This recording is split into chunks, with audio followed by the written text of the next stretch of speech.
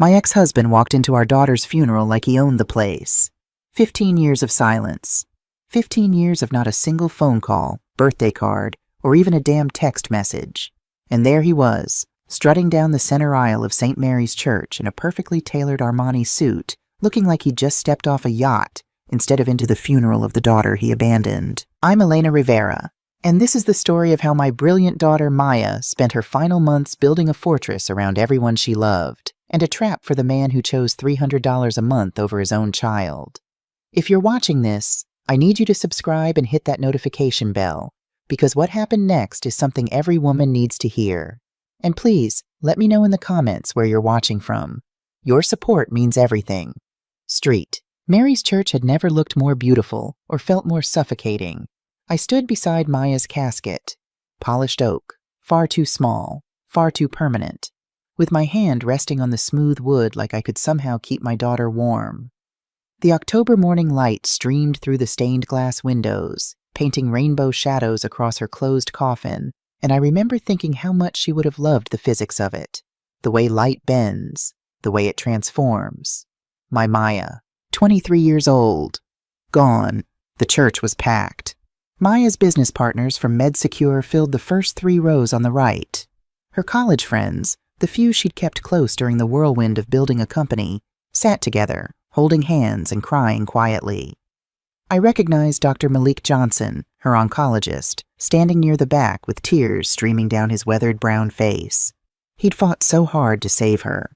We all had. Reverend Isaiah Washington stood at the pulpit, his silver hair catching the light, his deep brown eyes filled with the kind of compassion that only comes from truly knowing someone's pain. Isaiah had been our pastor for 15 years, since the week after David left. He'd watched Maya grow from a confused 8-year-old into the extraordinary young woman lying in that casket. He was about to begin the eulogy when I heard it. The heavy church doors opening. Footsteps, confident, unhurried, on the stone floor. I felt him before I saw him. That's the thing about people who've hurt you that deeply. They leave a mark on your nervous system. Your body remembers the betrayal, even when your mind tries to forget. David Peterson. I turned, and there he was. 50 years old now, his dark hair streaked with distinguished silver. The years had been kind to him. In that way they're kind to men who've never had to work 2 jobs or stay up nights worrying about how to pay for their daughter's SAT prep. His suit probably cost more than I made in a month back when I was working as a hospital administrator. He walked down that aisle like he was the grieving father everyone had been waiting for. Several people who didn't know our history glanced at him with sympathy. One of Maya's business partners even nodded respectfully. I wanted to scream, to stand up and tell everyone exactly who this man was. But Maya had taught me something in her 23 years. Silence can be strategic. Sometimes you have to let people reveal themselves. David slid into the front pew, right next to me, the spot that should have been occupied by Maya's father, if she'd had one who actually showed up for anything in the past 15 years. Maggie, he whispered, using the nickname only he had ever called me. His cologne hit me like a physical blow, the same brand he'd worn when we were married. We need to talk about Emma's estate. I stared straight ahead at my daughter's casket, at the spray of white roses on top, her favorite flower, at the framed photograph beside it, showing Maya at 22, grinning at her laptop, probably mid-code, full of life, full of purpose. Her name, I said quietly, my voice barely audible, was Maya. I felt him stiffen beside me. Right, of course. Maya. You didn't even remember her name. I cut him off, still not looking at him. 15 years, David. You've had 15 years to remember your daughter's name. That's not fair, Maggie. Mrs. Rivera, I corrected coldly. And don't speak to me during my daughter's funeral. From the pulpit, Reverend Washington cleared his throat gently, his eyes on David, recognition dawning on his face. Isaiah knew. I told him everything years ago during one of our counseling sessions when Maya was struggling with abandonment issues at 13. The Reverend's jaw tightened almost imperceptibly. David leaned closer to me, his shoulder touching mine. I could feel him trying to project grief, trying to perform the role of bereaved father. Maggie, Elena, I know this isn't the time, but there are legal matters. My lawyer says I have standing as her biological father. There's the company, The assets? We need to discuss your lawyer, I repeated, finally turning to look at him. Up close, I could see he wasn't as composed as he wanted to appear. There were dark circles under his eyes, a nervous energy in the way his fingers drummed against his knee. You brought a lawyer to your daughter's funeral. I brought a perspective on my rights, he said, and for just a second the mask slipped. I saw what this really was. Not grief, not regret, not even curiosity about the daughter he'd abandoned. Money. This was about money. Maya's company, MedSecure, was worth $35 million. My baby girl who used to build blanket forts in our tiny Queens apartment, who taught herself to code at 12, who revolutionized medical data security by 21, she died with a fortune. And David Peterson, who'd walked away from her when she was 8 years old, who'd chosen to legally terminate his parental rights rather than pay $300 a month in child support, was sitting in the front row of her funeral calculating his cut. Reverend Washington began speaking, his voice deep and warm and full of genuine love for Maya. We gather today to celebrate the life of Maya Elena Rivera, a young woman who in just 23 years accomplished what most of us couldn't in 3 lifetimes. David nodded along, his face arranged in an expression of paternal pride, like he'd been there, like he'd earned the right to feel proud. I watched him out of the corner of my eye as Isaiah talked about Maya's kindness, her brilliant mind, her determination to make the world better. David smiled sadly when Isaiah mentioned how Maya had started coding as a child. He wiped his eye when Isaiah talked about her battle with leukemia. The performance was flawless, and I knew right then this was going to get ugly. Let me take you back so you understand exactly what kind of man David Peterson is. The scene shifts. The lighting takes on a softer quality, almost dreamlike. 15 years ago, I was 50 years old, sitting at our kitchen table in our small house in Queens, watching my husband pretend to read the newspaper while his phone buzzed with texts he didn't want me to see. Maya was 8, 3rd grade, missing both her front teeth and convinced she was going to be a veterinarian because she'd just read a book about Jane Goodall. She was in the living room that morning, building one of her elaborate blanket forts, the kind that took over the entire room with couch cushions and dining chairs and every spare pillow in the house. "Mommy," she'd called out, "come see, Mr. Buttons and I are having a tea party in our castle." Mr. Buttons was the teddy bear David had given her for her 7th birthday, the last birthday he'd actually acknowledged. "In a minute, sweetheart," I'd called back, watching David's jaw clench as another text came through. I'd known for 6 months. I'd found the emails, deleted but not well enough, between David and Jennifer, his secretary at the construction company he managed. Cliché, right?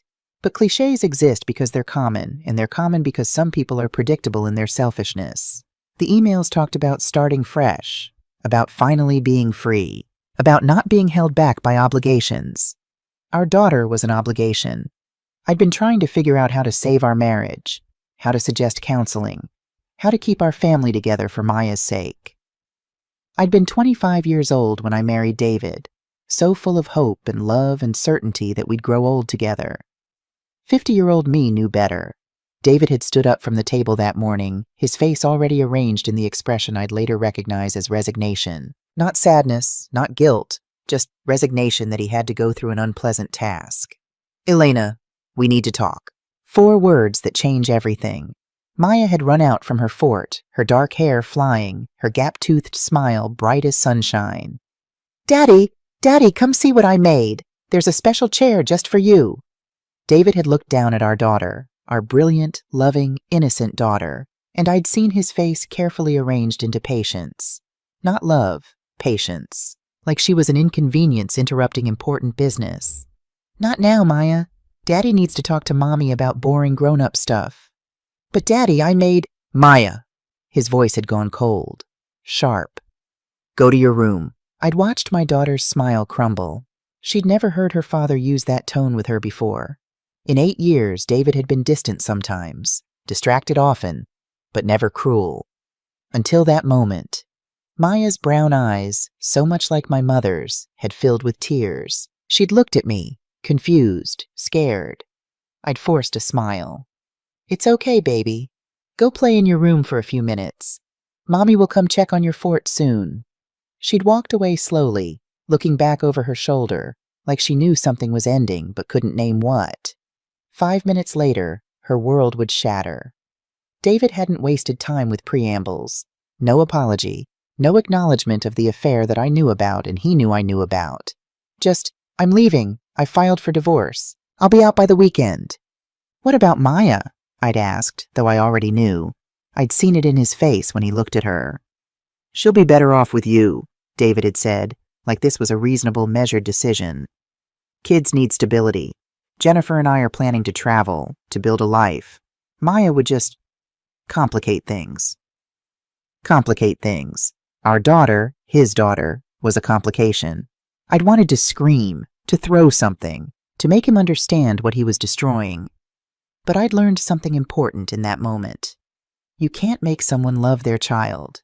You can't argue someone into caring. You can only protect the child from realizing how little they matter to the person who should have loved them most. I'll call about custody arrangements, I'd said quietly, already planning how to shield Maya from as much pain as possible. David had actually looked relieved. Keep it simple, Elena. I'm not interested in a fight. That weekend, he'd packed his things with brutal efficiency. 2 suitcases, 3 boxes, a man's entire life with his family condensed into 5 trips to his car. Maya had watched from the living room window, her face pressed against the glass, Mr. Buttons clutched to her chest. David had kissed her forehead, one quick, perfunctory kiss, and said, "Be good for Mommy." Then he'd walked out. Maya had stayed at that window for 3 hours. I'd sat beside her, my arm around her small shoulders, as she whispered, "Maybe Daddy forgot something. Maybe he'll come back for Mr. Buttons. He gave Mr. Buttons to me. He wouldn't leave Mr. Buttons." But David never came back. Not for Mr. Buttons. Not for birthday parties or school plays or parent-teacher conferences. Not when Maya won the science fair in 5th grade.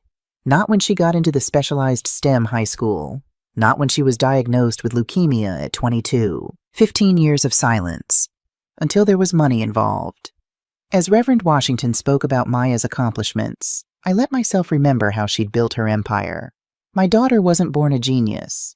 She was born curious, born determined, born with a stubborn refusal to accept that the world couldn't be better. She was 19, a sophomore at CUNY studying computer science, when she'd sat at our tiny kitchen table, the same table where David had announced he was leaving, with her laptop that was older than some of her classmates. It was 2 a.m. I was just getting home from my shift at Mercy Hospital, where I worked as an administrator. I was exhausted, my feet aching, wondering how I was going to make the rent that month after Maya's textbooks had cost more than expected. But Maya's eyes were bright with that particular intensity that meant she was on to something. "Mom," she'd said, barely looking up from her screen, "I think I figured out how to fix the problem nobody else can solve." I'd poured myself coffee. My 3rd shift was starting in 8 hours, and sat down. "What problem, sweetheart?" "Medical data security." She'd turned the laptop toward me, showing me lines of code I couldn't begin to understand. "Remember how you told me about that patient who almost died because her medical history got lost when the hospital system crashed?" I'd remembered. Mrs. Patterson. Severe allergy to penicillin. The allergy information was in her file when she was admitted, but during a system migration, the data got corrupted. When she went into anaphylactic shock during surgery, it took them precious minutes to figure out why. She'd survived. Barely. "I've been obsessing over this for months," Maya had continued, her words tumbling out fast the way they did when she was excited. "Medical records are either too secure, so doctors can't access them fast enough in emergencies, or not secure enough so they get hacked or lost. But what if there was a way to make them completely unhackable, but instantly accessible to any authorized person anywhere in the world?" I'd smiled, exhausted but charmed by my daughter's optimism. "That would be amazing, baby. But don't you think if it were possible, someone would have done it already?" She'd looked at me with those serious brown eyes. What if I could be that someone? 6 months later, she'd dropped out of college. I'd nearly had a heart attack. "Maya Elena Rivera," I'd said, using her full name the way mothers do when they're terrified their child is making a catastrophic mistake. "You're throwing away your education for what might be a pipe dream?" She'd finished for me, but she was smiling. "Mom, I got into the Tech Accelerator program. They're giving me $50,000 in 3 months to build a working prototype of MedSecure. Real investors want to see what I can do. And if it fails? Then what? You'll have no degree, no—" "Then I'll have learned something," she'd interrupted gently. "Mom, I could stay in school and be safe. get my degree, get a decent job, make a decent living, or I could take a chance on making a real difference. I'd looked at my 20-year-old daughter, so certain, so brave, and I'd thought about her father, who'd taken the safe route his entire life, who'd never risked anything or fought for anything or cared about anything beyond his own comfort. Okay, I'd said, let's do it. What I didn't tell her was that I'd been secretly saving money in case this moment came. $800 tucked into an envelope in my underwear drawer. Not much, but it was hers if she needed it. She'd needed much more than $800.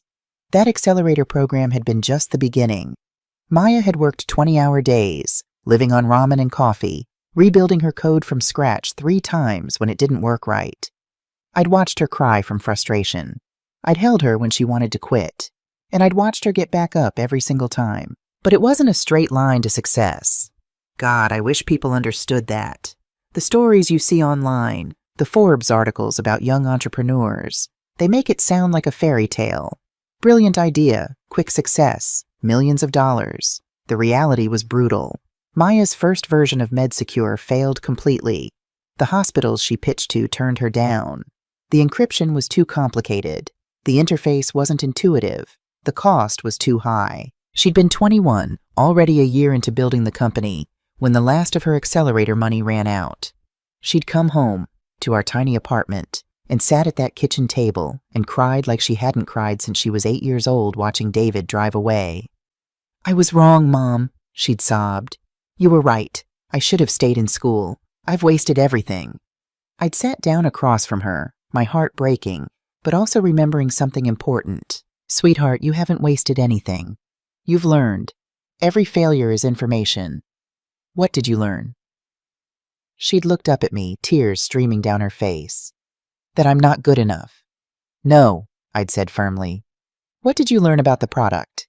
It had taken her a moment, but then she'd started talking, about the feedback from hospitals, about what worked and what didn't, about the changes she could make.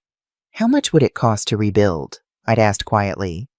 "Mom, no, I can't ask you to. I'm not asking you, I'm asking me. How much?" $30,000? Maybe 35? I'd gone to the bank the next day and taken out a second mortgage on our small house, the house I'd been paying off for 15 years, the house that was supposed to be our security. When I'd handed Maya the check, she'd tried to refuse it. "Mom, if this fails, you could lose everything." "My daughter believes in something enough to risk her future on it," I'd said. "How can I do less?" 6 months later, MedSecure 2.0 launched. And it worked. It actually worked. Within a year, hospitals across 5 states were implementing Maya's system.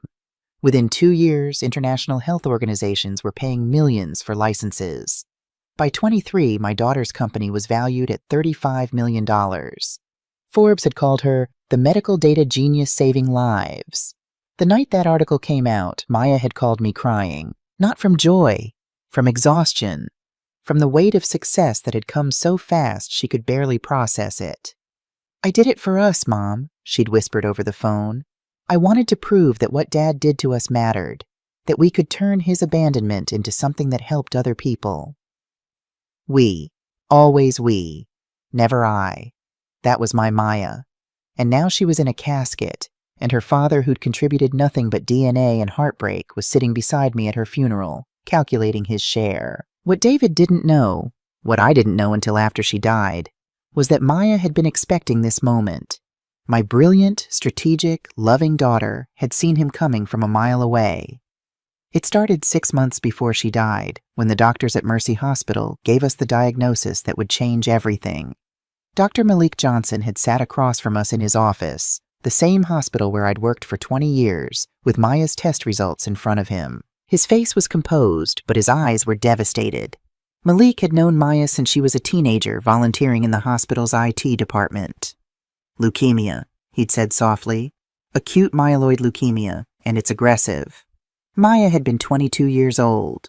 22, the age when most people are worried about student loans and dating apps and figuring out their career. My daughter was getting a death sentence. "What are my odds?" she'd asked. No tears. Not yet. Maya faced problems head-on. Dr. Johnson had hesitated. With aggressive treatment, chemotherapy, possible bone marrow transplant, We're looking at a 30 to 40% survival rate. 30 to 40%. Maya had squeezed my hand. I'd squeezed back, trying to pour every ounce of strength I had into that grip because I could feel myself falling apart inside. When do we start? She'd asked. The next 6 months were hell. Chemotherapy that made her so sick she couldn't stand. Hair falling out in clumps. Weight dropping off her already small frame.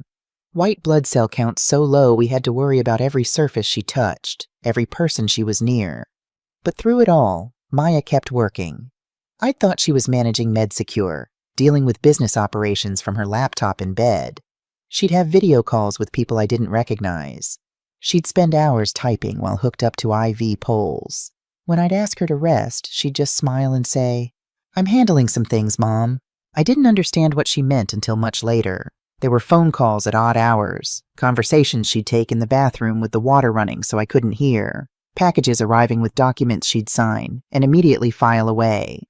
One night, about 3 months before she died, I'd woken up at 3 a.m. to find Maya's hospital room empty.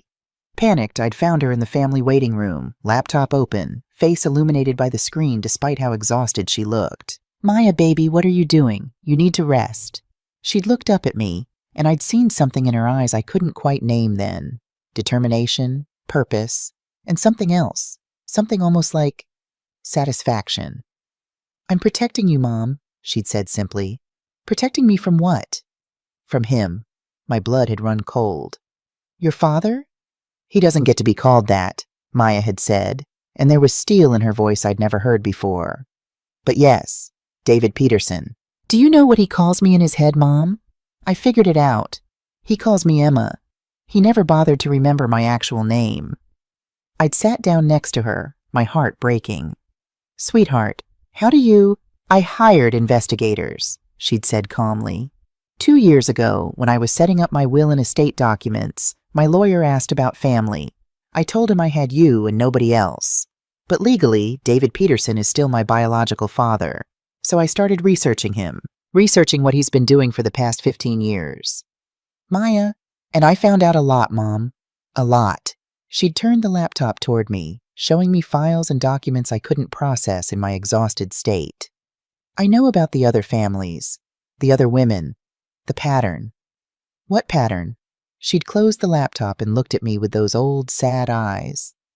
"He's done this before, to other people, and I realized he's going to come for my money when I die. He couldn't be bothered to remember my name or show up to anything important in my life, but $35 million? That he'll show up for." I'd started crying.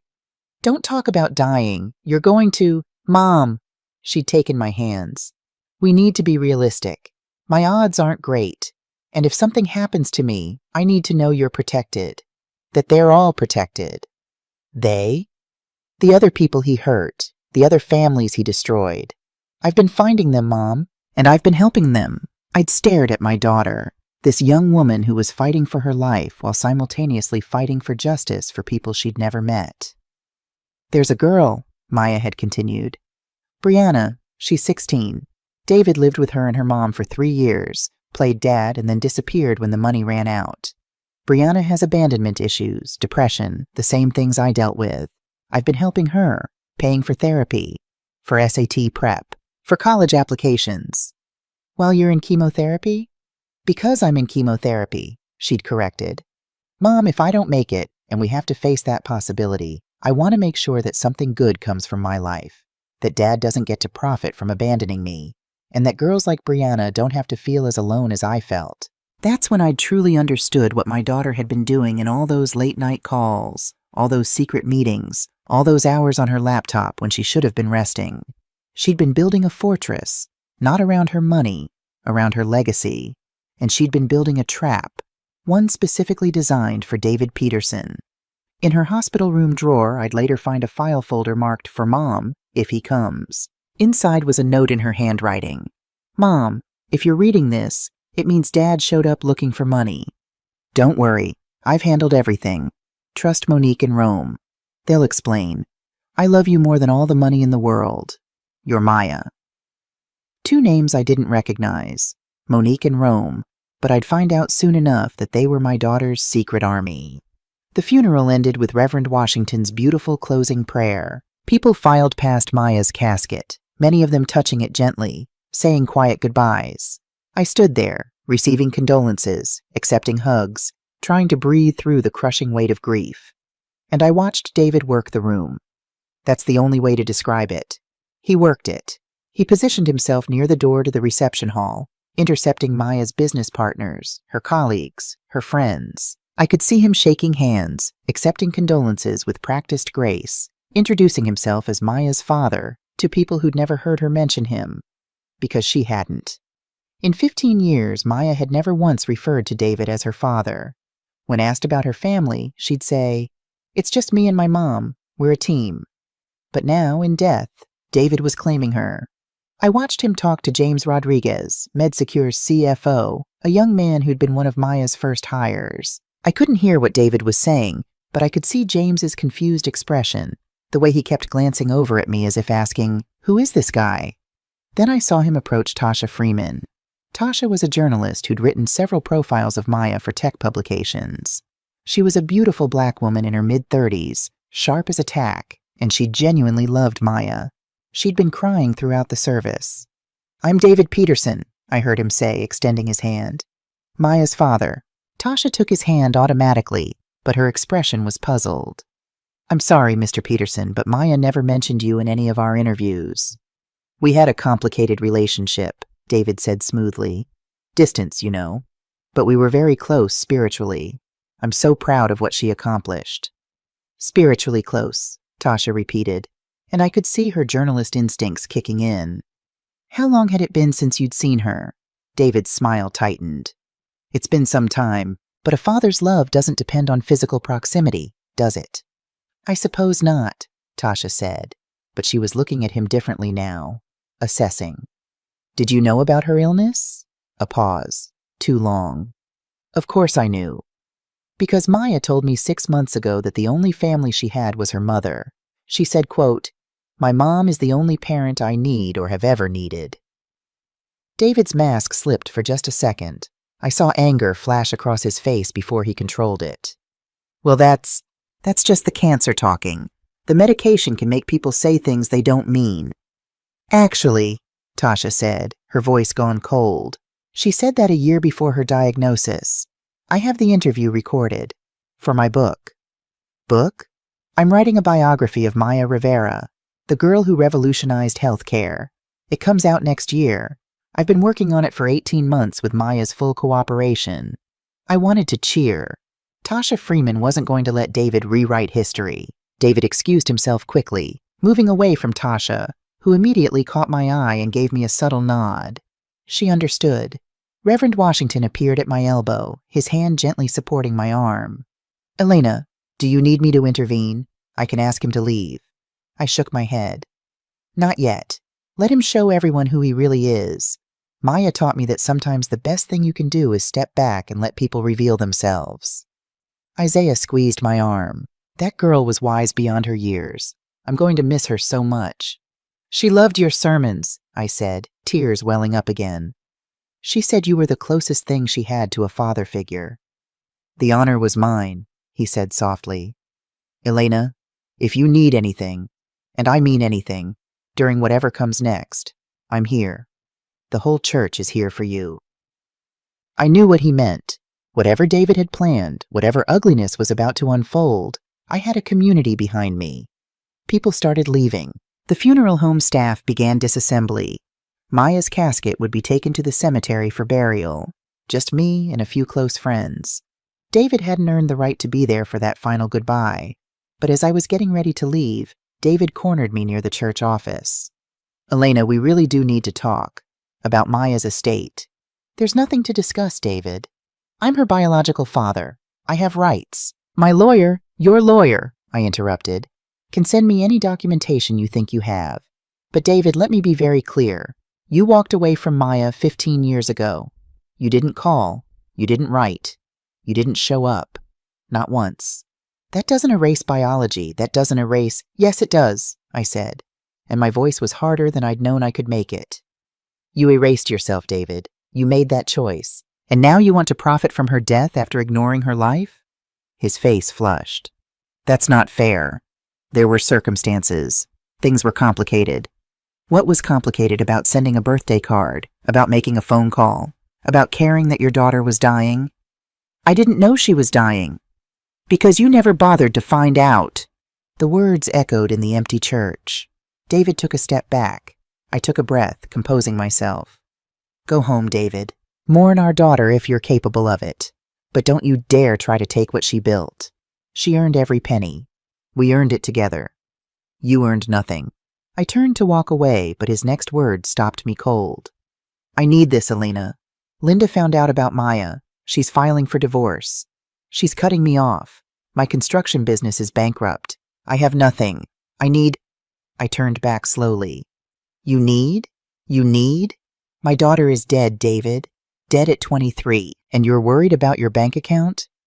Please, Maggie. Mrs. Rivera, I corrected sharply. And the answer is no.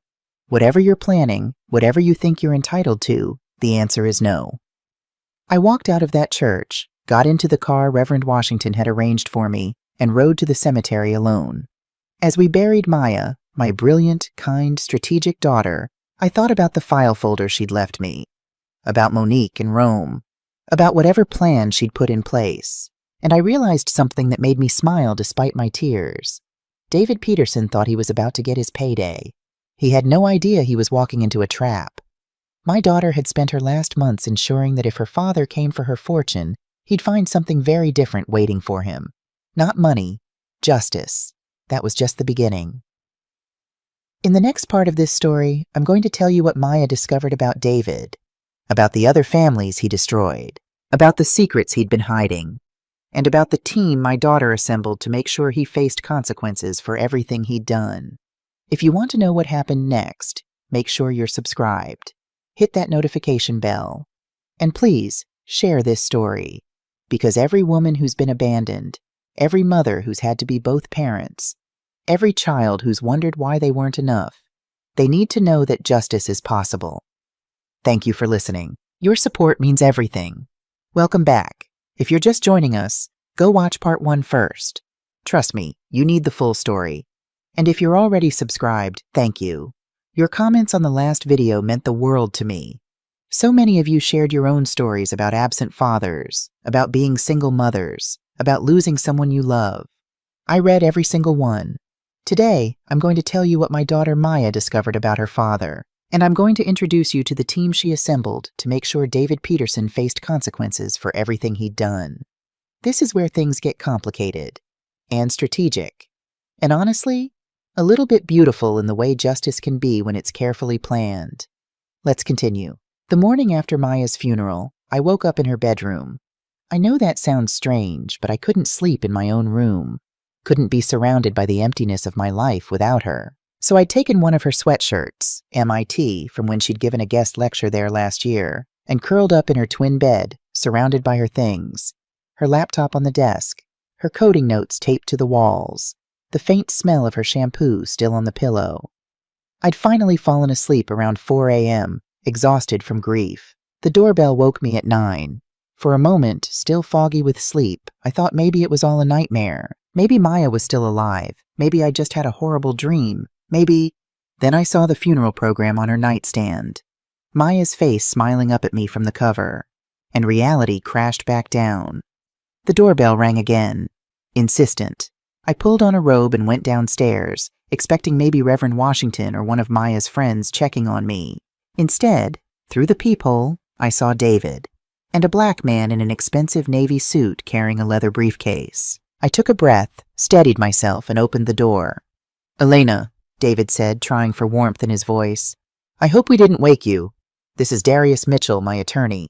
We were hoping we could have a conversation about Maya's estate." Darius Mitchell looked to be in his early 40s, tall and slim with close-cropped hair and intelligent eyes behind wire-rimmed glasses. He extended his hand professionally. "Mrs. Rivera, I'm very sorry for your loss." There was something in the way he said it. Genuine sympathy, but also a hint of discomfort. Like he wasn't entirely happy to be here. "Come in," I said, because this conversation was going to happen eventually. Better to control where and when. I led them to the living room, the same room where Maya used to build her blanket forts, where she'd taught herself to code, where we'd celebrated every milestone of her company.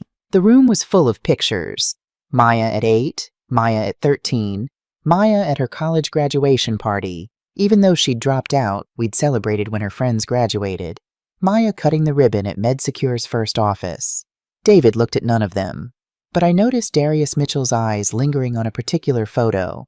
Maya at 21, standing between me and Reverend Washington at her company's 1-year anniversary party. All three of us laughing. "Can I offer you coffee?" I asked, playing the polite hostess even though everything in me wanted to scream at them to leave. "No, thank you," Darius said, settling onto the couch. He opened his briefcase, but slowly, almost reluctantly.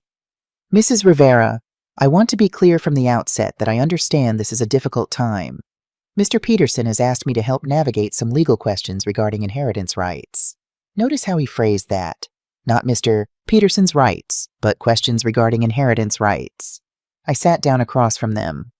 "What questions?" David leaned forward. "Elena, I know we've had our differences. I know I wasn't there for Maya the way I should have been. But I'm still her father. Biologically, legally, I have—" "Mr. Peterson maintains that he has parental rights," Darius interrupted, and I caught it again. That word, maintains. Not has, maintains. "That's an interesting choice of words, Mr. Mitchell," I said carefully. "Don't you mean he either has rights or he doesn't?" Darius glanced at David, and I saw something flash between them. Tension.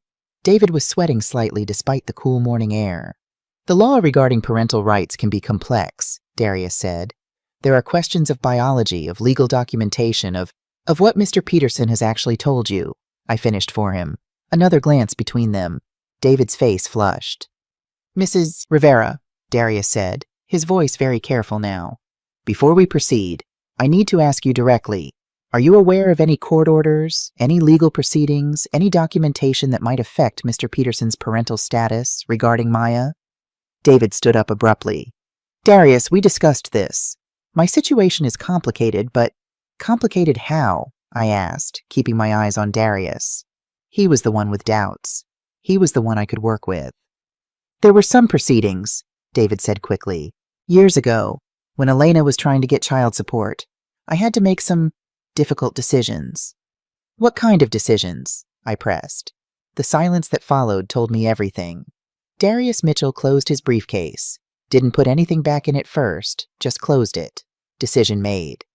"Mr. Peterson," he said quietly, "I need to see complete copies of all legal proceedings related to your relationship with your daughter. All of them. Every court filing, every order, every document. I showed you the divorce decree. You showed me your divorce from Mrs. Rivera. I need to see child support proceedings, custody arrangements, and any subsequent legal actions that might have modified your parental rights. There's nothing that affects, then you should have no problem providing the documentation." Darius stood. "Mr. Peterson, I think we need to have a private conversation. Mrs. Rivera, thank you for your time." They left, David practically vibrating with tension, Darius Mitchell looking like a man who'd just realized his client had lied to him. I watched them through the window, saw them stop on the sidewalk, saw Darius turn to David, clearly asking questions, saw David's defensive posture, his hands gesturing, making excuses. And I saw the exact moment Darius Mitchell decided he was done. 20 minutes later, my phone rang. Unknown number. "Mrs. Rivera, this is Darius Mitchell. I wanted to inform you that I've withdrawn as counsel for Mr. Peterson." "Why?" A pause. "Client confidentiality prevents me from sharing details, but I can say that there are ethical issues that prevent me from continuing representation." "He lied to you about his parental rights, didn't he?" Another pause, longer this time. "Mrs. Rivera, if there are court records showing that Mr. Peterson voluntarily modified or terminated his parental rights, those would fundamentally change any inheritance claim. I cannot and will not represent someone who hasn't been forthcoming about such critical information." "Mr. Mitchell, can I ask you something?" "Of course." "Did you know my daughter?" "No, ma'am, but after Mr. Peterson hired me, I researched MedSecure. I read about what your daughter accomplished. Mrs. Rivera, Maya Rivera, was changing healthcare. She was saving lives." His voice got quieter. "I have a 12-year-old daughter. I keep thinking about what Maya could have accomplished if she'd lived, and I keep thinking about a father who wasn't there for any of it, who now wants to profit from her death. That's not a case I can ethically support. Thank you for calling, Mr. Mitchell. Mrs. Rivera, whatever documentation exists about Mr. Peterson's legal status, I'd strongly suggest you locate it. It will be relevant to any inheritance dispute. After he hung up, I sat in the quiet house thinking about Maya's file folder. For Mom, if he comes. Time to open it. Maya's file was in her desk drawer, right where I'd left it after the funeral. I'd been too raw to open it then. But now, with David's lawyer walking away and questions about legal proceedings hanging in the air, I needed to know what my daughter had discovered. Inside the folder were several sections, each with a tab. The first tab was labeled simply, Dad, Legal Status. I opened it. The first document hit me like a physical blow. Voluntary Termination of Parental Rights. State of New York. Family Court Date. March 14th, 2015. March 2015. Maya would have been 12 years old. I read through the legal language, my hands shaking. David Peterson hereby voluntarily and permanently terminates all parental rights, privileges, and responsibilities regarding the minor child Maya Elena Rivera, born May 3, 2003. He'd signed it, voluntarily. There was his signature at the bottom, witnessed and notarized. And there was the reason, buried in the attachments. I'd filed for child support modification in January 2015, asking for $300 a month to help with Maya's expenses. David's response had been to show up in court with a lawyer and terminate his parental rights entirely. The judge's note was devastating in its brevity. Father states he wishes to have no legal or financial relationship with the minor child. Termination granted. $300 a month. That's what Maya was worth to her father. Rather than pay it, he'd chosen to legally become a stranger to her. I remembered that time now. The lawyer I'd hired, a tired woman in a strip mall office, had called me and said the case was resolved. When I'd asked about child support, she'd said something about changed circumstances and it's better to just move forward. I'd been so overwhelmed, working double shifts, trying to keep us afloat, that I hadn't pushed for details. Now I understood. David had terminated his rights, and my lawyer, probably thinking she was sparing my feelings, hadn't explained what that meant. But Maya had found out. At 21, she'd found out. There was a note in her handwriting paperclipped to the document. Mom, I discovered this when my business lawyer asked for family information. I had her pull the full court record. I couldn't tell you because I knew it would hurt you all over again. But I also couldn't let him get away with it. If he ever comes for my money, he needs to know. I've known exactly who he is for 2 years. And I've been preparing. I was crying now, but I kept reading. The next section was labeled, Rome's Investigation, Summary. Rome, one of the names from Maya's note. It was a typed report, professional and thorough. Investigative Summary, David Peterson, prepared by Jerome Anderson, licensed private investigator, commissioned by Maya Rivera. Date, May 2023 to present subject, has a documented pattern of targeting financially vulnerable women, typically single mothers, establishing relationships, depleting their resources, and then abandoning the relationship when funds are exhausted. The report went on for 15 pages. Detailed. Damning. After leaving me and Maya, David had moved in with a woman named Shanice Williams and her 4-year-old daughter, Brianna. He'd stayed 3 years, slowly using up Shanice's $47,000 in savings, money she'd earned working 2 jobs and had been saving to buy a house. When the money was gone, so was David. Then he'd married Linda Morrison, a woman with a trust fund. Over 5 years, he'd transferred nearly $200,000 into business investments that either failed or never existed. There were 2 more women after that. Different circumstances, same pattern. My phone rang. Another unknown number. Mrs. Rivera, my name is Monique Taylor. I was your daughter's estate attorney. We need to meet. Today, if possible. Monique Taylor's office was in a modest building in downtown Manhattan, the kind of place where serious work happens without flash or pretense. The waiting room had comfortable chairs, legal journals on the coffee table, and a photograph on the wall of Monique shaking hands with a New York State senator. Monique herself was exactly what I'd imagined from her voice. Mid-40s, natural hair and elegant locks, sharp brown eyes that missed nothing, and the kind of presence that commanded respect without demanding it. Mrs. Rivera, she said, shaking my hand firmly. Thank you for coming. I'm so deeply sorry about Maya. She was exceptional. You knew her well? For 2 years. She came to me initially just for basic estate planning, wills, business succession, standard stuff. But over time, especially after her diagnosis, our relationship evolved. She trusted me with something much bigger. Monique led me to her office, gestured to a chair, and sat across from me with a thick file. Maya hired me to build a comprehensive legal defense system, not against a lawsuit or a business rival, against her father. You know about David? I know everything about David Peterson, Monique said, because Maya made sure I knew everything. She spent 2 years preparing for the possibility that he would show up after her death, trying to claim inheritance rights. She found the termination documents, I said. She did, and she understood immediately what they meant. David Peterson has zero legal standing to claim any part of her estate. By voluntarily terminating his parental rights, he legally became a stranger to her. So why do we need to prepare? If he has no legal claim, because desperate people make desperate arguments, Monique said. David could try to claim the termination was invalid, or done under duress, or that biological relationships supersede legal documents. None of those arguments would succeed, but he could try to drag this into court, tie up the estate, and force you into a lengthy legal battle. Maya anticipated that. Maya anticipated everything. Monique opened her file. Mrs. Rivera, your daughter didn't just defend against David's potential claims. She built a comprehensive case that would destroy his credibility if he ever tried to challenge her wishes. She slid a document across the desk. This is just the beginning. But before I show you more, I need to introduce you to someone else. The person who helped Maya gather the evidence. Monique picked up her phone, pressed a button. Rome? She's here. Can you come in? A moment later, the office door opened and a tall black man walked in. Early 50s, gray at his temples, with the watchful eyes of someone who'd spent years observing people at their worst. Mrs. Rivera, he said, extending his hand.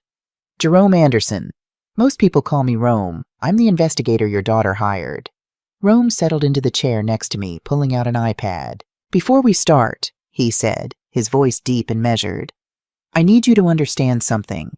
What I'm about to show you, what Maya had me find, it's not easy to see. But she wanted you to know the complete truth about David Peterson. I've read your summary, I said, about the other women. The summary is just the overview. Maya wanted details. She wanted to understand her father's pattern completely, not out of curiosity, but because she believed understanding the pattern was the only way to stop it. Rome turned his iPad so I could see the screen. A woman's photograph appeared. Black, pretty, looked to be in her late 30s. This is Shanice Williams. After David left you and Maya, he moved in with Shanice and her daughter Brianna within 6 months. Brianna was 4 years old.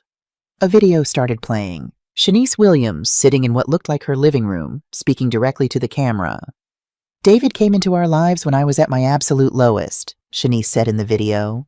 Single mom, working as a nursing assistant during the day and cleaning offices at night. Barely making rent. And here was this charming man who said he wanted to help, who said he'd be there for us. For 3 years he was there. He read Brianna bedtime stories. He helped her learn to ride her bike. She called him Daddy. And I thought, finally we're going to be okay. Shanice's voice broke. But he was slowly draining my savings. $500 here for a business opportunity. $1,000 there for urgent car repairs. By year 3, my $47,000 was gone. Everything I'd saved working myself to exhaustion, gone. And then he was gone too. Just stopped coming home one day. No explanation, no goodbye to Brianna, just gone. The video paused on Shanice's tear-stained face. Brianna was 7, Rome said quietly. Same age Maya was when David left. Similar trauma, similar abandonment. But Brianna had it worse in some ways because David deliberately inserted himself into her life, played father for 3 years, and then vanished. Where are they now? I asked. Here in New York. Brianna's 17 now, and this is where Maya's story gets even more remarkable. Rome swiped to a new video. This one showed Maya, my Maya, thin from chemotherapy but with bright, determined eyes, sitting across from a teenage girl in a coffee shop. The girl had to be Brianna. She looked wary, defensive, hurt. Thanks for meeting me, Maya said in the video. I know this is weird. You said you knew him, Brianna said, not quite able to say David's name. That he was your father too. Biologically, yes, but he left when I was 8. I stood at the window for 3 hours waiting for him to come back. I watched Brianna's face transform. Recognition, understanding, someone who knew. I did the same thing, Brianna whispered. I was 7. Mom said he went to get groceries. I waited at the window until it got dark. He never came back. The two of them started crying. Maya reached across the table and took Brianna's hands. You wondered what you did wrong, Maya said. You wondered why you weren't enough to make him stay. How did you know? Because I wondered the same things for 15 years. The video continued. Maya and Brianna talking for over an hour. Maya sharing her story. Brianna sharing hers. 2 young women connected by the same abandonment. But then the video jumped forward in time. Different meeting several months later. Brianna looked different. Lighter. Happier. I got into MIT, she was telling Maya, her voice full of wonder. Me. MIT. Of course you did, Maya laughed. Brianna, you're brilliant. Those admissions officers are lucky to have you. I can't afford it, though, even with financial aid. Yes, you can, Maya interrupted. I've set up a scholarship fund. It's called the Second Chances Scholarship for kids who've had to overcome parental abandonment. You're the first recipient. Maya, I can't let you. You're not letting me do anything. I'm choosing to do this. Because girls like us, we have to look out for each other. The video ended. I was sobbing now, full body-shaking sobs. My daughter, my dying daughter, had found this girl and had given her hope, opportunity, a future. Maya didn't just help Brianna, Rome continued gently. Over the past 18 months, she found 4 other children David had abandoned. Different circumstances, different mothers, but the same story. David inserted himself into their lives, took what he wanted, and left. Maya helped all of them? Therapy, tutoring, college prep, scholarship funds. She spent hundreds of thousands of dollars making sure David Peterson's victims had chances at better futures. I thought about Maya working on her laptop during chemotherapy, about the phone calls she wouldn't let me hear, about her telling me she was protecting me. She hadn't just been protecting me. She'd been protecting all of them. But here's what you need to understand, Monique interjected. Maya wasn't just being charitable. She was building a case. Every woman David hurt, every child he abandoned, they represent a pattern. And if David tries to claim inheritance rights, we have a documented history showing exactly what kind of man he is. Would that matter in court? I asked. If the termination of parental rights is clear? It matters for the court of public opinion, Rome said. Maya made sure that if David pursued her inheritance, the full story of his character would become public knowledge. The media would eat this up. Man who abandoned multiple families now seeks fortune from deceased daughter. His reputation would be destroyed. She was playing chess, I said, understanding fully now. While everyone else was playing checkers, Maya was playing chess. Your daughter, Monique said with deep respect, was preparing for war. She had the legal defense, the evidence, the public relations strategy, and the financial resources. If David Peterson wanted to fight for her money, she was going to make damn sure he regretted it. My phone buzzed. Text message from an unknown number. Maggie, please. Linda found out about Maya. She's furious. She's filing for divorce. I need to talk to you about settling this quietly. I'm desperate. Please call me. David. I showed the message to Monique in Rome. His second marriage is falling apart, Rome said.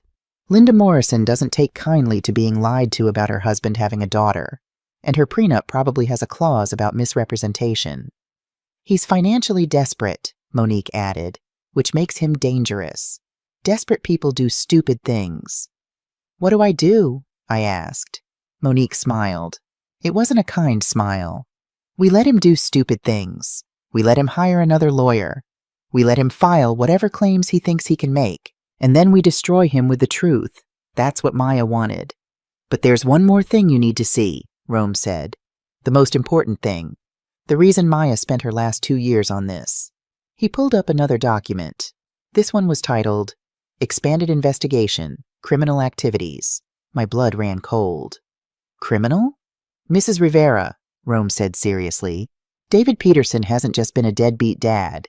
He's been committing federal crimes for over a decade, and Maya documented all of it. Rome's iPad screen filled with what looked like a complex flowchart. Names, dates, bank accounts, social security numbers. For the past 12 years, Rome began, David Peterson has been systematically committing identity theft and fraud. He's opened 7 bank accounts under false names. He's used 3 different social security numbers, 2 of which belong to real people whose identities he stole. How is that possible? I asked. It's easier than you think, Rome said. He'd get close to women, gain access to their personal documents, and use their information to create new identities for himself. Then he'd open credit cards, take out loans, and disappear before anyone realized what happened. Monique took over. He's also committed tax fraud in multiple states. He's filed returns under these false identities, claimed deductions for businesses that don't exist, and evaded paying taxes on the money he's stolen from his victims. This is federal prison time, I said, stunned. 15 to 20 years if convicted on all counts, Monique confirmed. Maya had me consult with a federal prosecutor, off the record, just to understand what charges could potentially be brought. The prosecutor said this is one of the most documented cases of identity theft they've ever seen. Maya did all this research while fighting cancer? She had Rome and his team doing the legwork, Monique said. But yes, she directed the investigation. She reviewed every piece of evidence. She made sure it was airtight, because she wanted to give you a choice. What choice? Monique pulled out another document. If David Peterson drops all claims to your daughter's estate and agrees never to contact you again, this evidence stays sealed. It never goes to federal prosecutors. He walks away. But if he persists, Rome continued, if he hires another lawyer and tries to fight for inheritance, then all of this, every bank statement, every fake ID, every tax return, goes to the FBI, the IRS, and every relevant district attorney. I stared at them. Maya gave him an out. She gave him a choice, Monique corrected. The same choice he gave her 15 years ago. Walk away or face consequences. The difference is, Maya's consequences are legal, documented, and devastating. There's one final piece, Rome said quietly. Something Maya recorded. She wanted David to see it if he pushed this to a legal confrontation. She wanted him to know that she knew. Everything. He pulled up a video file labeled, "For Dad, if he comes for the money." My heart stopped. She recorded something for him? 5 days before she died, Monique said softly. She was very weak, but she was very clear about what she wanted to say. Mrs. Rivera, do you want to see it now or wait? I thought about Maya in her hospital bed, knowing she was dying, using her last reserves of strength to record a message for the father who'd abandoned her. Show me, I said. Rome pressed play. Maya's face filled the screen. She was in her hospital bed, IV line visible, head wrapped in a colorful scarf. She looked so thin, so tired. But her eyes were fierce. Dad, she began, and I'd never heard her voice so hard. If you're watching this, it means you came for my money. It means you couldn't even let me rest in peace before trying to profit from my death. I want you to know something. I found the termination papers when I was 21. I know you chose $300 a month over me. I know you signed documents that legally made me nothing to you. I could tell you how much that hurt. How I stood at that window for 3 hours waiting for you. How I convinced myself for years that I'd done something wrong, that I wasn't good enough, that if I'd just been smarter or prettier or quieter or louder, maybe you would have stayed. But I'm not going to give you the satisfaction of knowing how deeply you wounded me. Instead, I'm going to tell you what I did with that pain. Maya's expression shifted. Not softer, stronger. I found Brianna Williams. Remember her? The little girl who called you Daddy for 3 years before you disappeared? She's 17 now, struggling with depression and abandonment issues. I've been paying for her therapy. I've been helping her prepare for college. She got into MIT, Dad. MIT, and she's going because I made sure she could afford it. I found all of them. All the children you abandoned. All the women you lied to. All the families you destroyed. And I helped every single one of them. My company is worth $35 million. That money is going to scholarships for abandoned children, to therapy programs, to legal aid for women you defrauded. Every penny I earned is going to undo the damage you caused. That's your legacy, Dad, not millions of dollars for yourself, but proof that your children can succeed despite you. Proof that we're worth more than you ever imagined. Proof that we're better than you." The video ended abruptly. Maya, exhausted, had probably asked someone to stop recording. I sat in silence, tears streaming down my face, overwhelmed by pride and grief in equal measure. My daughter hadn't spent her final months seeking revenge. She'd spent them creating hope. "That video," Monique said after giving me a moment, "will be shown to David Peterson if he continues his inheritance claim, in a courtroom if necessary, along with all the evidence of his crimes." "When do we expect him to make his next move?" I asked. "Soon," Rome said. "He's desperate. His marriage is imploding. His business failed. He needs money. He'll hire another lawyer and try again." "And when he does?" Monique's smile was sharp as a blade. "Then we show him what happens when you underestimate a brilliant woman who had 2 years to prepare." My phone rang. Number I didn't recognize. I answered. "Hello? Mrs. Rivera? This is Kevin Barnes, attorney at law. I'm representing David Peterson in matters related to the estate of Maya Rivera. I'd like to schedule a settlement conference.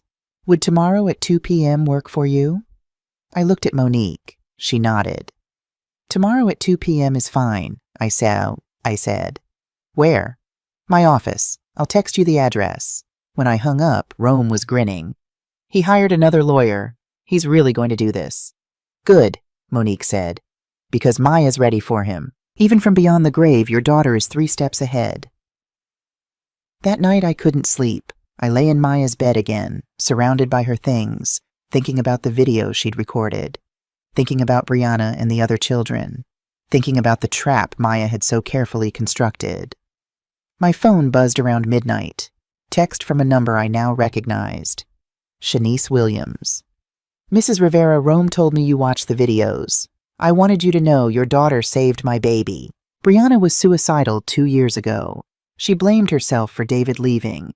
Maya gave her reasons to live, to hope, to believe she was worth something. I will never be able to repay that debt. When the time comes, I'll testify about everything David did to us. Whatever you need. Shanice." I texted back. "Thank you. Maya would be glad to know Brianna is thriving. See you tomorrow at the settlement conference if you're able to attend. Elena." "I'll be there, and so will Bree. She wants to face him." I thought about that. Brianna, at 17, wanting to face the man who'd abandoned her, just like Maya had planned to face him through her video. These girls were stronger than David Peterson could ever comprehend. The next morning I dressed carefully. Not in black. I'd worn enough black at the funeral. Instead, I wore Maya's favorite color, deep blue. A suit she'd bought me last year when MedSecure's valuation hit $25 million. "Mom, you need to look as successful as you feel," she'd insisted, dragging me to a boutique in Manhattan. "You sacrificed everything for me. Let me give you something that shows the world how extraordinary you are." I looked at myself in the mirror. 65 years old. Gray streaking my dark hair. Lines around my eyes from years of worry and hard work. But wearing this suit, I looked strong, capable, ready to fight for my daughter's legacy. Monique picked me up at 1 p.m. Rome was already on the conference room, setting up equipment. "How are you feeling?" Monique asked as we drove. "Like I'm about to watch my daughter win a chess match from beyond the grave," I said. Monique laughed. "That's exactly what's about to happen. Mrs. Rivera, I've been a lawyer for 20 years. I've seen a lot of estate disputes, but I've never seen anything like what Maya prepared. It's not just a legal defense. It's a complete dismantling of everything David Peterson thinks he is." "Do you think he'll actually show up?" "Oh, he'll show up," Monique said confidently. "Desperate people always show up. They convince themselves that somehow, some way, they'll find a loophole. They'll find sympathy. They'll find a way to win. But they won't. Not against your daughter, they won't." We arrived at Kevin Barnes's office, a modest practice in a strip mall, the kind of place where lawyers handle whatever cases walk through the door. Not the prestigious firm I'd half expected. David was already there, standing in the parking lot, smoking a cigarette with shaking hands. He'd aged years in just 2 days. His suit was wrinkled. He hadn't shaved. The confident man from the funeral was gone, replaced by someone desperate and afraid. When he saw me get out of Monique's car, his face crumpled. "Maggie, please. Please, let's just talk about this reasonably. Mrs. Rivera, I corrected, and we'll talk in the conference room with our lawyers present. A car pulled in next to us. Shanice Williams and Brianna. David's face went white. What are they doing here? He whispered. They're witnesses, Monique said calmly. They have relevant testimony about your character and your pattern of behavior. Brianna walked past David without looking at him, but I saw her hands shaking. I saw Shanice's arm around her daughter's shoulders, protective and proud. This 17-year-old girl was walking into a room to face the man who'd broken her heart a decade ago, because Maya had given her the strength to do it. We filed into the conference room. Kevin Barnes was a tired-looking man in his 50s, clearly used to handling small disputes and hoping for quick settlements. He looked nervous when he saw how many people were arriving. Mr. Barnes, Monique said pleasantly, thank you for organizing this meeting. Shall we begin? Of course. I'll have my paralegal bring everyone water and then— That won't be necessary, Monique interrupted. This won't take long. She set her briefcase on the table. Rome set up a laptop and connected it to the room's TV screen. David sat down, Kevin Barnes beside him, both of them looking increasingly uneasy. Shanice and Brianna sat against the wall, witnesses to what was about to unfold. And I sat across from my ex-husband, the man who'd abandoned our daughter, thinking about Maya's words in her video. That's your legacy, Dad. Proof that we're better than you. Time to prove it. This is where everything comes together. The evidence, the confrontation, the moment when David Peterson realizes that he didn't just underestimate his daughter, he completely misunderstood who she was. In Part 3, you're going to see Maya's video played in that conference room. You're going to hear Brianna's testimony. And you're going to watch a man face consequences he spent 15 years trying to avoid. Don't forget to subscribe. Hit that notification bell. And share this story, because Part 3 is going to be intense. I'll see you soon. This is it. The moment everything Maya prepared for comes together. The moment when a father who chose $300 over his daughter faces consequences he spent 15 years avoiding. If you've been with me from the beginning, you know my daughter spent her final months building a fortress around everyone she loved, and a trap for the man who abandoned her. Now you're going to watch that trap snap shut. This is Part 3, the final chapter. Justice. Let's finish this. Kevin Barnes's conference room was small and dated. Fake wood paneling, fluorescent lights, motivational posters about teamwork on the walls. This was a strip mall lawyer's office, not the high-powered firm David probably wished he could afford. Barnes himself looked like he'd rather be anywhere else. Mid-50s, tired eyes, the demeanor of a man who'd seen too many ugly divorces and knew this was about to be another one. David sat beside him, looking worse than he had at the funeral. His expensive suit was wrinkled. He hadn't shaved. His hands shook as he reached for the water glass Barnes's paralegal had set out. Across the table, Monique, Rome, and me. Against the wall, Shanice and Brianna Williams, witnesses to David's pattern. Thank you all for coming, Barnes began, shuffling papers. We're here to discuss a reasonable settlement regarding the estate of Maya Rivera. My client, Mr. Peterson, believes that as her biological father, he has— Stop! Monique's voice was pleasant but absolute. Before your client makes any claims, we need to establish some facts. She placed a document on the table. I recognized it immediately. The termination of parental rights. Mr. Barnes, did your client inform you that on March 14, 2015, he voluntarily and permanently terminated all parental rights to Maya Rivera? The blood drained from Barnes's face. I'm sorry, what? Monique slid the certified court document across the table. David Peterson appeared before a judge in New York Family Court and formally requested termination of all parental rights, privileges, and responsibilities. The request was granted. Barnes snatched up the document, his eyes scanning frantically. I watched his face go from confusion to shock to fury as he read. Mr. Peterson, Barnes said, his voice tight with barely controlled anger. You told me you had standing as her father. You told me there were no legal complications. It's more complicated than, David stammered. It's not complicated at all, Monique interrupted. Your client chose to legally sever his relationship with his daughter to avoid paying $300 per month in child support. That decision has permanent legal consequences.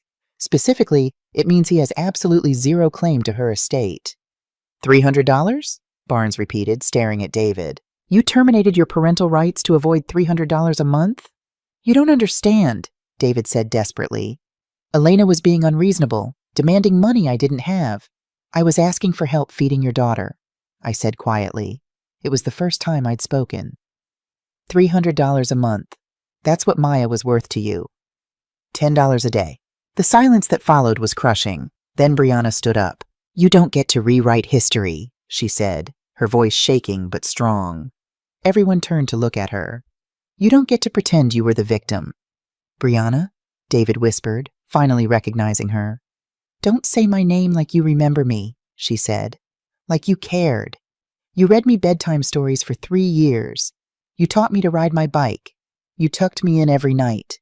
And then one day you just disappeared. Tears streamed down her face, but her voice didn't waver. I was 7 years old.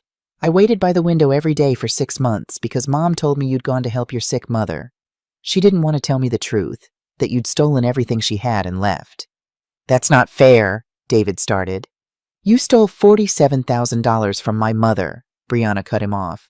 Every penny she'd saved working 2 jobs for 5 years. Money she was going to use to buy us a house. You took it all and disappeared. So don't talk to me about fair. Shanice placed a hand on her daughter's shoulder. Mr. Barnes, I have documentation of every dollar David Peterson took from me. Bank statements, receipts, a timeline. I'm prepared to testify in any legal proceeding about his pattern of financial exploitation. Barnes was furiously taking notes, shooting dagger looks at David. Mr. Peterson, is what Mrs. Williams is saying true? Silence. Mr. Peterson, I'm asking you a direct question. Did you take money from Mrs. Williams under false pretenses? More silence. David stared at the table. I see. Barnes closed his notebook with a snap. Mr. Peterson, I'm withdrawing as your counsel effective immediately. I was not provided with accurate information about the circumstances of this case, and I cannot ethically continue representation. You can't just abandon, David started to protest. Actually, I can and I am, Barnes said coldly. Mrs. Rivera, Miss Taylor, I apologize for wasting your time. He stood, gathered his things, and walked out of his own conference room. David sat alone now, looking small and terrified. That's 2 lawyers in 3 days, Rome observed. You might want to consider why people keep leaving once they know the truth about you. David, Monique said, and her tone had shifted to something almost gentle. Almost. You need to understand something. This meeting was never a negotiation. Maya knew you'd come. She prepared for it. And she left you a message. David looked up, confused. What message? She recorded a video, Rome said. 5 days before she died. She wanted you to hear directly from her, if it came to this. I don't want to see. You don't get to choose, I said. You walked away from Maya 15 years ago. The least you can do is listen to what she has to say now. Rome opened his laptop and turned it so everyone could see the screen. The screen showed Maya in her hospital bed, wrapped in her bright yellow scarf, her signature attempt at cheerfulness even in the darkest times. But her eyes held something beyond the physical pain. They held purpose. Dad, she began. David made a strangled sound. I think hearing her voice, healthy and strong despite her appearance, broke something in him. If you're watching this, it means you came for my money. You couldn't even let me rest in peace before trying to profit from my death. Somehow I'm not surprised. I want you to know something. I found out about the termination papers when I was 21. My business lawyer needed family information for the incorporation documents. She suggested I get the full court record. And there it was. Your signature. March 14th, 2015. Voluntary termination of parental rights. The reason? You didn't want to pay $300 a month. Maya paused, and I could see her gathering her strength for what came next. Do you know what $300 a month would have meant to Mom and me? Groceries, school supplies. Maybe Mom wouldn't have needed to work 2 jobs. Maybe she could have slept more than 4 hours a night. Maybe I wouldn't have felt guilty every time I needed new shoes. But you looked at a piece of paper asking if you'd be my father for $10 a day, and you said no. You said I wasn't worth it. David was openly weeping now. I could tell you how much that hurt. How I stood at that window for 3 hours thinking you'd come back for your wallet or your keys or something. How I convinced myself for years that if I'd just been smarter or quieter or better, maybe you would have stayed. But I'm not going to give you that satisfaction." Maya's expression changed, harder, more determined. "Instead, I'm going to tell you what I did with that pain. I found Brianna Williams. Remember her? The little girl who called you Daddy for 3 years before you vanished? She's 17 now. She was suicidal 2 years ago. Did you know that? Of course you didn't. You've never thought about her once since you left." Beside me, I heard Brianna's sharp intake of breath. She hadn't known Maya had mentioned her specifically. "I found Brianna, and you know what she said to me? She said, 'Why wasn't I enough? What did I do wrong?' Sound familiar?" So I told her what Mom told me. It wasn't about her. It was about you. You're the broken one, not us. I've been helping Brianna. Therapy, SAT prep, college applications. She got into MIT, Dad. MIT. Same school where I gave a guest lecture last year. And she's going because I made sure she could afford it. I found all of them. Every child you abandoned. Every woman you exploited. I documented it all. Every lie, every theft, every crime." David's head snapped up at the word crime. "Oh yes, crimes. Identity theft, tax evasion, wire fraud, 12 years of systematic criminal activity, 7 bank accounts under false names, 3 stolen Social Security numbers. I know everything, Dad. I have everything. My company is worth $35 million. Every penny is going to help the people you hurt. Scholarships for abandoned children. Therapy for kids dealing with trauma you caused. Legal aid for women you defrauded. That's your legacy. Not millions of dollars for yourself, but proof that your victims survived you, thrived despite you, won without you." Maya leaned closer to the camera, and even through the screen, the intensity of her gaze was palpable. "Here's what I really need you to understand, though. Despite everything you did, despite the abandonment and the lies and the legal rejection, Mom and I were happy. We built something beautiful together. We loved each other fiercely. We succeeded as a team. You gave me biological life, Dad, but Mom gave me a life worth living. She worked 2 jobs so I could take coding classes. She mortgaged our house when my first company failed. She held my hand through every chemotherapy session even though watching me suffer was killing her. That's what a parent does. That's what love looks like. And you will never ever understand that, because you've never actually loved anyone but yourself." Maya's voice softened slightly, but the steel remained. "So here's your choice. Walk away right now. Sign the papers. Admit you have no claim to me or my legacy. Leave Mom in peace. Or don't. Fight. Hire more lawyers. Make your claims. And every piece of evidence I collected, every crime you committed, every family you destroyed, goes to the FBI, the IRS, and every prosecutor in every state where you broke the law.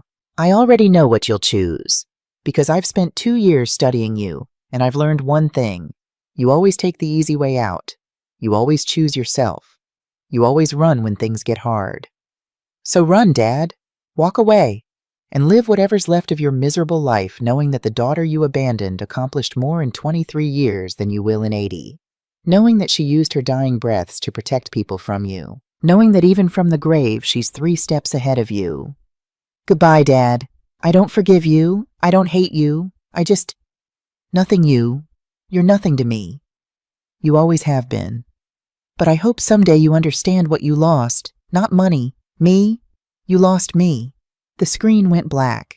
The silence in the room was absolute, suffocating. David's shoulders shook with sobs.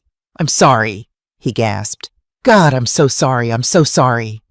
But we all knew the truth. He wasn't sorry he'd done it. He was sorry he'd been caught. Sorry there were consequences. Monique placed a document on the table in front of David. "Sign it," she said simply. David's hand hovered over the pen. What happens to the criminal evidence if I sign?" "That's not up to us," Rome said. "That's up to Mrs. Rivera." Everyone looked at me. I thought about Maya in that hospital bed, using her last reserves of strength to record that video. I thought about Brianna's suicide attempts. I thought about Shanice's stolen savings. I thought about all the women and children David had hurt over 15 years. "The evidence goes to federal prosecutors," I said. "Tomorrow morning." "What?" David's face went white. "But you said—" "I said if you signed, we wouldn't use it in inheritance proceedings. I never said you wouldn't face criminal charges. Maya spent her last months documenting your crimes because she wanted to make sure you never hurt another family. The only way to do that is prison. Elena, please. Mrs. Rivera, I corrected icily. And no. But I'm signing. I'm giving up any claim. That's the price of avoiding a long legal battle over inheritance, Monique explained. But it doesn't erase 12 years of federal crimes. You stole identities. You committed tax fraud. You defrauded multiple women. Those have consequences independent of Maya's estate. Rome opened his iPad again, this time showing a detailed spreadsheet. 7 bank accounts, 3 stolen Social Security numbers, fraudulent tax returns in 4 states. We have documentation of every single crime going back 12 years. Maya made sure of it. We've already consulted with federal prosecutors, Monique added. Off the record, they said this is one of the most well-documented identity theft cases they've ever seen. You're looking at 15 to 20 years if convicted on all counts. David looked around the room desperately. At Monique, at Rome, at me. Finally at Brianna. Brianna, please, tell them. I wasn't always bad. I cared about you. I read you stories. You left, Brianna said flatly. That's all that matters. You chose to leave. And now you have to face what you've done. Shanice stood. Mr. Peterson, I'm going to testify against you. I'm going to make sure every prosecutor in every state knows exactly what you did to my family and others. Not for revenge, but to protect the next single mother you would have targeted. David signed the affidavit with shaking hands. He had no choice. It was sign or fight, and fighting meant the evidence went public even faster. When he finished, Monique collected the document. Someone will be in touch about your criminal proceedings. I'd suggest you retain a defense attorney immediately. What about bail? That's between you and the prosecutors, Rome said. Our job was to protect Maya's legacy and make sure you couldn't claim her estate. Mission accomplished. We stood to leave. Elena, David said desperately. Maggie, please. I loved her. In my way, I loved Maya. I stopped at the door and turned back to look at him one last time. No, I said quietly.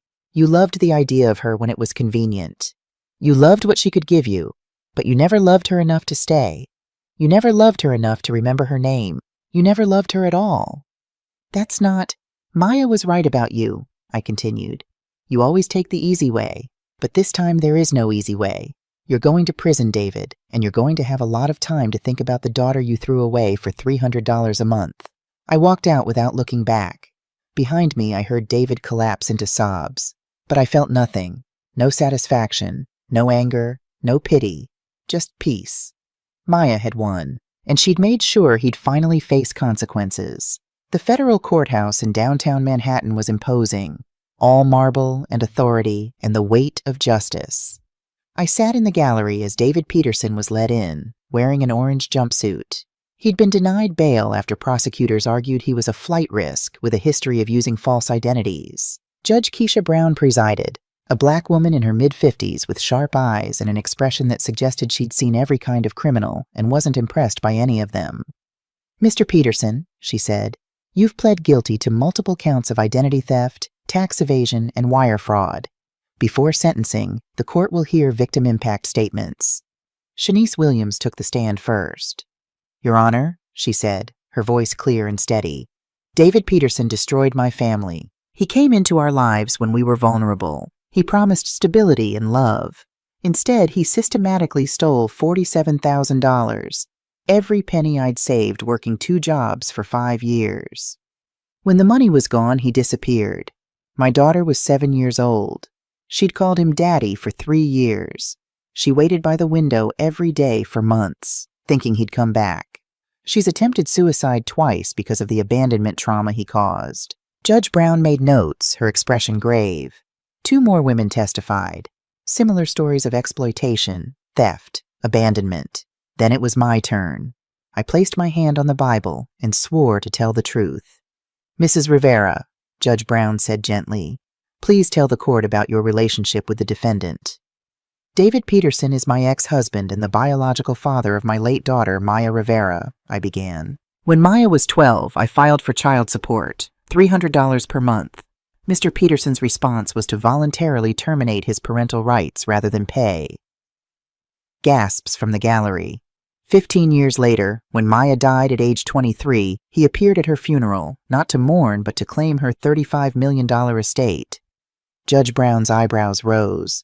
He terminated parental rights over a $300 monthly payment? Yes, Your Honor. He chose to legally become a stranger to his daughter, rather than contribute $10 a day to her upbringing. I took a breath. But Maya, even while dying of leukemia, even during chemotherapy, she used her last months to document Mr. Peterson's crimes. Not for revenge, Your Honor. For protection. She wanted to make sure he couldn't hurt anyone else. My daughter spent her final breath protecting people from the man who should have protected her. She was 23 years old and changed the world. She revolutionized healthcare. She saved lives. And she did it all without her father. Not despite his absence, but perhaps because she learned what real love looks like from watching me show up every single day. I looked directly at David. Mr. Peterson made his choices repeatedly for 15 years. He chose money over family. He chose exploitation over honesty. He chose to hurt vulnerable people. Maya made sure he'd finally face consequences for those choices. When I finished, several jurors were crying. Judge Brown's face was impassive, but her eyes were hard as she looked at David. Mr. Peterson, stand. He did, barely able to meet her gaze. In 20 years on this bench, I have seen many criminals, Judge Brown said. I have seen people do terrible things out of desperation, addiction, circumstances beyond their control. I have sympathy for those people. She leaned forward. I have no sympathy for you. You had a brilliant, loving daughter and you chose $300 over her. You had opportunities to be a father, and you chose to be a predator. You exploited vulnerable single mothers. You stole from families struggling to survive. You abandoned children who loved you. The prosecution recommends 15 years. I am sentencing you to 4 years in federal prison, followed by 3 years supervised release and full restitution to all victims. 4 years. It wouldn't bring Maya back, but it was justice. Additionally, Judge Brown continued, you will complete mandatory therapy for narcissistic personality disorder, and I'm forwarding this case to Child Protective Services in every state where you've lived. Your pattern must be documented. The gavel came down with finality. David crumpled, sobbing. Guards led him away. Outside the courthouse, Brianna hugged me tightly. She won, Mrs. Rivera. Maya won. Yes, I said, tears streaming down my face. Yes, she did. 6 months after David's sentencing, I stood in the community center where we'd established the Maya Rivera Foundation. The walls were covered with photos, not just of Maya, but of all the children she'd helped. Brianna in her MYT sweatshirt, 3 other scholarship recipients, a little girl receiving therapy, teenagers at a coding workshop. Mrs. Rivera, we received 20 new applications this month, Brianna said, showing me her tablet. She'd taken a gap semester to help run the foundation before returning to MEIT. 20 kids who need what Maya gave me, hope. The foundation had 3 programs: the Second Chances Scholarship, full college tuition for students who'd overcome parental abandonment, 43 recipients so far. The Healing Program, free therapy for children traumatized by absent parents. Partnerships with clinics in 12 cities. The Justice Fund, legal aid for women dealing with financial fraud. Shanice Williams ran this program, using her experience to help others. My phone rang. Tasha Freeman, the journalist. Elena, the book releases next week. Maya Rivera, the girl who revolutionized healthcare. The publisher says pre-orders are through the roof. She would have been 24 next month, I said softly. I know. That's why we timed the release for her birthday. Elena, this book is going to inspire millions. Maya's story, the technology, yes, but more importantly, the compassion, the courage, the way she turned pain into purpose. It's going to change lives. After we hung up, I walked to our memorial wall. Maya's photo in the center, vibrant, laughing, full of life and promise. Reverend Washington appeared beside me. How are you, Elena? I'm okay, I said, and I meant it. Some days are harder than others, but I'm living the life Maya wanted for me. I'm honoring her legacy. She'd be so proud. I'm proud of her, I said. 23 years old and she changed the world. Not just through technology, through love. 1 year after Maya's death, I finally opened the box she'd left me, the one marked for Mom's Adventures. Inside, travel brochures, Paris, Tokyo, Morocco, Rome, places I'd always dreamed of seeing but never thought I could afford, and an envelope with $50,000 in cashier's checks. For Mom's Adventures, no arguments. Love, Maya. Now I sat in a Parisian cafe overlooking the Eiffel Tower with Tasha's book open in front of me. Maya Rivera, the girl who revolutionized healthcare, had been on bestseller lists for 2 months. My phone chimed. FaceTime from Brianna. Mrs. Rivera, you're actually in Paris. I am, I laughed. Maya left me money and itineraries. She planned everything. That's so her, Brianna smiled. How's MIT? I asked. Incredible. My robotics team won nationals. And Mrs. Rivera, I've been working on something. An AI system to help abandoned children connect with therapy resources. I'm calling it the Maya Protocol. I started crying. She would love that so much. She's the reason I'm here. You both are. You taught me that family isn't about who stays. It's about who shows up. After we disconnected, I looked out at the Eiffel Tower and thought about Maya's video, her final words. You gave me biological life, Dad, but Mom gave me a life worth living. And I thought about David, in prison, finally facing consequences. But mostly I thought about Maya, brilliant, compassionate, strategic Maya, who'd spent her dying breath protecting others. She'd won, not through revenge, through love, through building something so beautiful, so meaningful, so lasting, that David's abandonment became irrelevant. The foundation would help children for decades. Brianna would change lives with the Maya Protocol. Tasha's book would inspire millions. That was Maya's legacy, not $35 million. Love, that's our story, mine and Maya's. My daughter lived 23 years and changed the world, not just through technology, but through compassion, through refusing to let pain make her bitter, through turning trauma into healing. David Peterson is in prison. He served 19 months. He has 2.5 years left. I don't think about him often anymore, but I think about Maya every day, about her brilliance, her strategy, her enormous heart. The Maya Rivera Foundation has helped over 100 children, 100 kids who thought they were worthless because a parent left, 100 kids who now know they matter. If you're watching this as a single mother who's been abandoned, you're strong enough. You're enough. If you're a child wondering why your parent left, it wasn't your fault. You are worthy of love. And if you're someone who walked away from your responsibilities, your children don't owe you anything, but you can still choose to be better. Thank you for watching Maya's story. Thank you for supporting the foundation. My daughter taught me that love is stronger than abandonment, that we choose our family through actions, not biology. Choose to show up, choose to love, choose to be present. Because in the end, that's what matters. Rest in peace, Maya Elena Rivera. You won, baby girl. You won.